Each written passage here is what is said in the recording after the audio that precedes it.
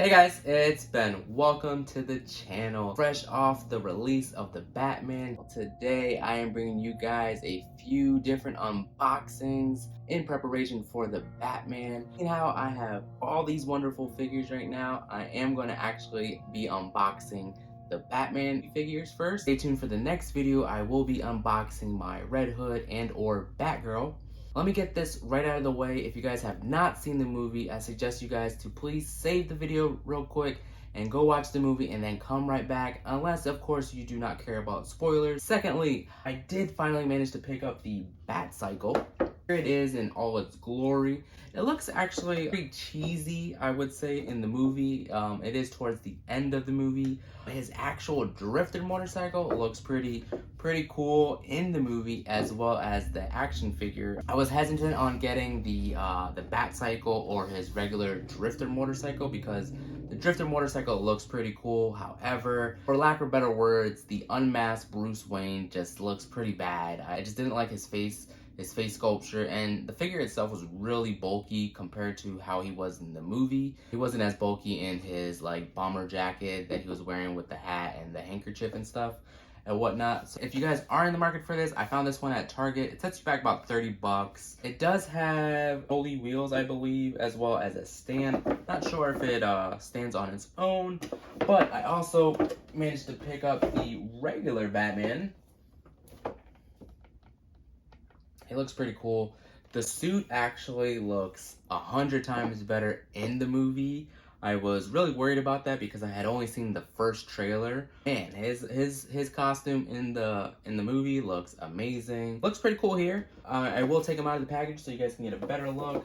And as well as Selena Kyle, Catwoman. They never actually call her Catwoman in the movie. She just names herself the Cat and the Bat. 90% of the movie she does call Batman Vengeance. My biggest takeaway actually after watching the Batman movie was the fact that I had picked up the Catwoman action figure prior to watching the movie, and so I got the one that she has her mask on. And if I'm not mistaken, I mean, I just saw the movie and her mask actually in the movie more or less covers her nose up pretty much, and then she has the little cutout for her eyes. It's kind of like this, like it just looked like she cut out around her mouth so she can talk, and it was like a makeshift mask. I believe she's only wearing this mask right here for about, I don't know, about 10 minutes, maybe one scene. It's early on in the movie, so take that as you will. Actually, the ski mask a little bunched up on the ends to make it look like a cat and whatnot. It looks okay. It definitely looks better in the movie because you can see that it's actually leather, as opposed to this just looks more kind of like a skin tight leotard suit. That's my only downside of the figure so far, is that the actual head sculpt is not the exact same that she was in the movie. I've seen the Funko Pops. The Funko Pops actually directly correlate with the movie costume for Catwoman. Then the unmasked version of Catwoman also doesn't look any better. Doesn't really look like the actress of Zoe Kravitz.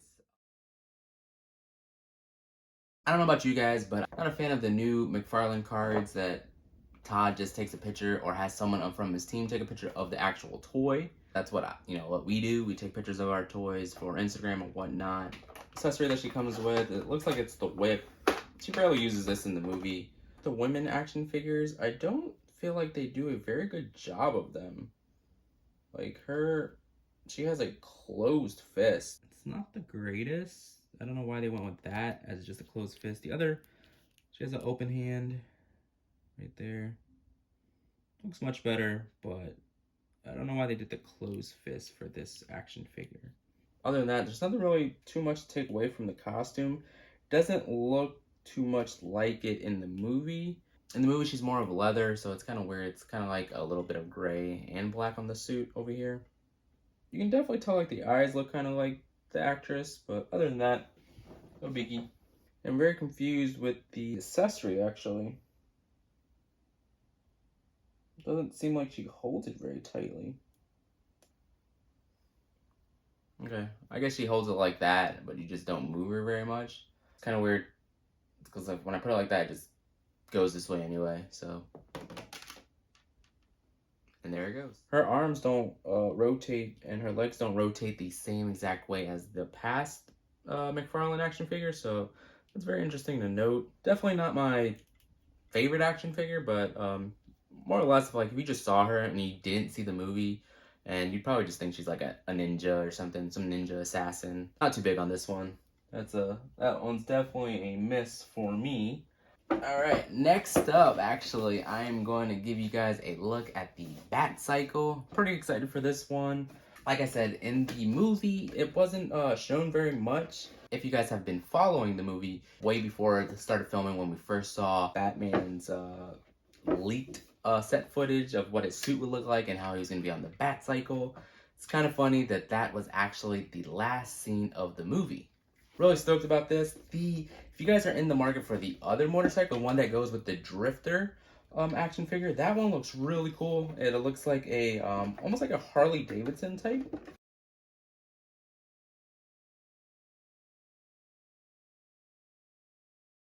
Now, what you get with the Batcycle is you get a one open fist for Batman, which is kind of weird.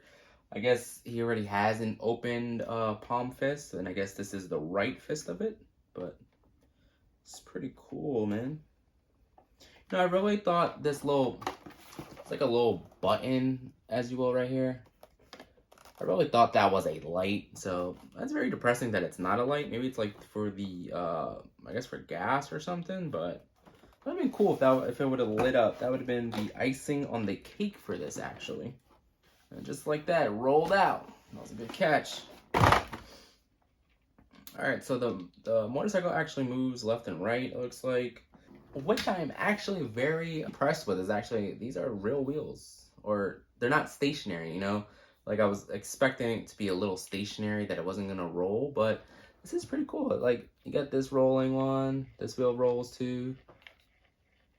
Maybe the balancing is not that great, though. But it looks really, really solid in hand. Looks really cool. So it tilts a little. The only downside is like on the handlebars, you notice that side mirrors actually don't look like mirrors. They didn't bother to paint that. So that's kind of a bummer. That's a lack of detail on Todd's team. But all in all, this really feels nice. They do include a stand, so it will not stand on its own. You probably lean it like that. So yeah, so they give you a right hand. That's kind of weird that they could just give you the right hand. They're really cheaping out on the accessories, I must say. For McFarlane's, they're really cheaping out on some of the accessories now. I'm not entirely sure why this card looks like it's been curved on the side, but that's different than all the other past collectible cards. Usually they're just four corners. These look like rounded corners. Data file, the Batcycle. The Batcycle is the Batman's sleekest mode of transport and perfect for allowing the hero to race through Gotham Street at breakneck speeds. Apparently he's breaking necks while driving his motorcycle at the same time as breaking actual necks. Whoa. I like how in this picture that they spruced up the Batcycle to look like it actually is being lit up. So that's interesting. That's funny. Put that to the side, and you also get the little stand, as I was saying. You can probably put it wherever you want. Looks like it goes right in the middle. Very cool. That looks dope. Okay, yeah. That actually looks pretty solid, actually, when it's on the stand right there, man. So, more or less, looks like you get this big old little section to put that on there. I put it on the wheel, too, so it won't roll, looks like, as well. Yeah. Yeah. Alright, so the stand could go in the middle or on the back wheel. So that's cool. Let me get into the main event over here real quick. Batman himself. Really excited for this one. I like the same thing, like the picture is in the back. It's kind of funny because like in there they really edited the photos so he can actually have a bat grapple gun over here where it actually has the string that's pulling him up. Whereas in the figure you just get the grapple gun handle of it, but it doesn't have anything to shoot out of. So very interesting. It's also a big con of Todd McFarlane's figures now. Like, like I said before, you would get the collectible card and it would be of the actual character, like in a comic book, type stuff like that. But in here, or the animated movie, now he's taking pictures of the actual figure and stylizing them, taking away from the actual collectors of who actually style them themselves. So I'm not too big of a fan of that because when I see his pictures like that, I more or less don't want to display that. I'd rather take my own pictures and style it the way I want to style it. But, you know, it is a business. It is what it is. Like I said, I'm just not a fan of that. Especially because when you see that, you know that they could have included that into the actual figure. And now, so that by them not doing that, now we're left with going through third-party avenues, hitting up people on Instagram, where they could have just done it right the first time. But hey, it is what it is. I'm just a toy collector, so that's, well, a little bit of that, you know. They could have put more detail into that grapple gun.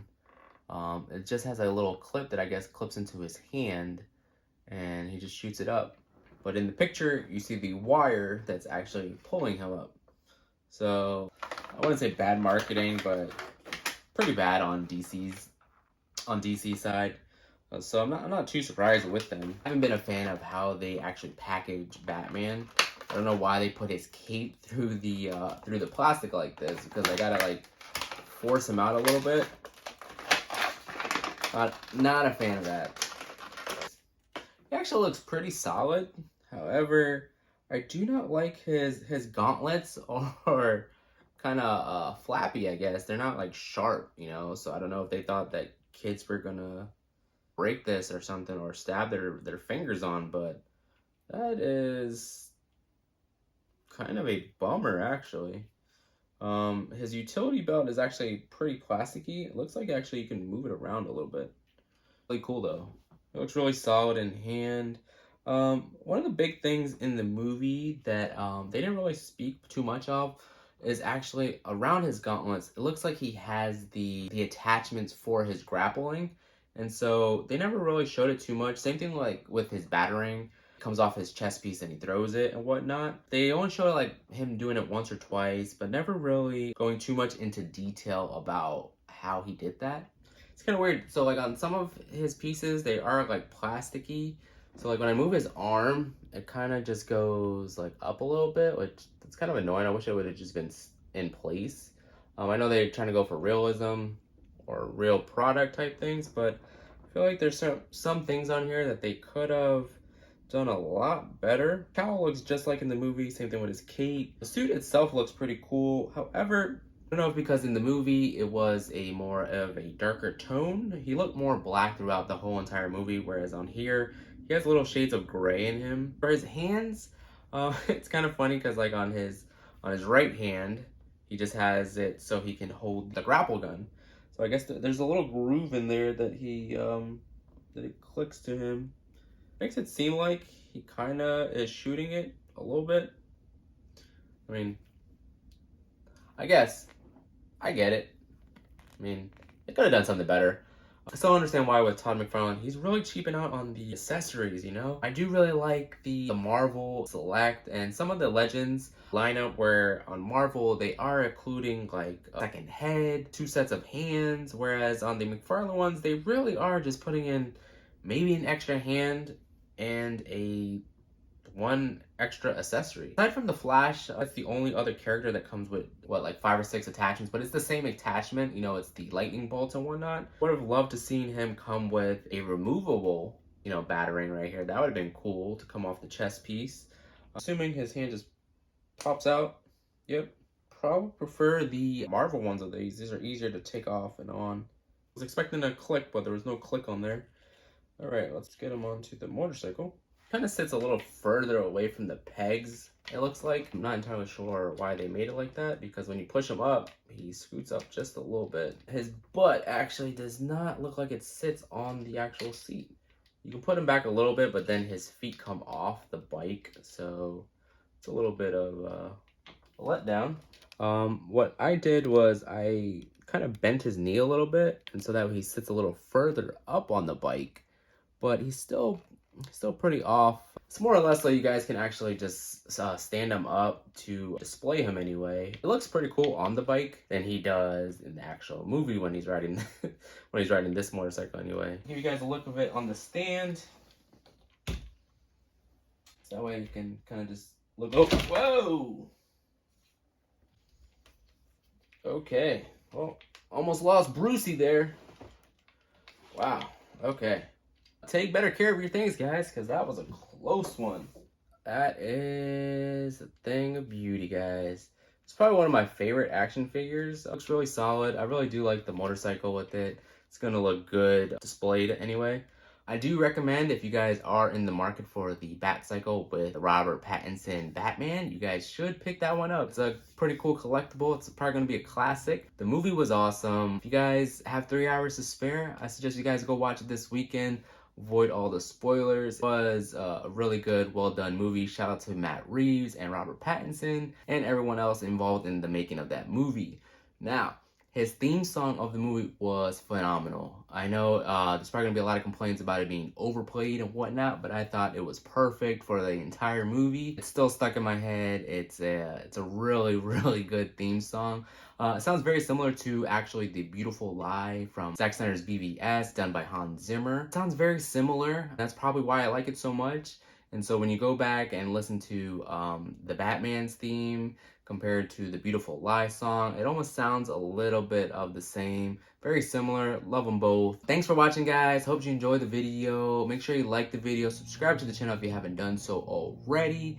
And stay tuned for the next one. Will be of the other two members of the Bat family, which are Batgirl and Red Hood. I'm excited for those. So I will catch you on the next one.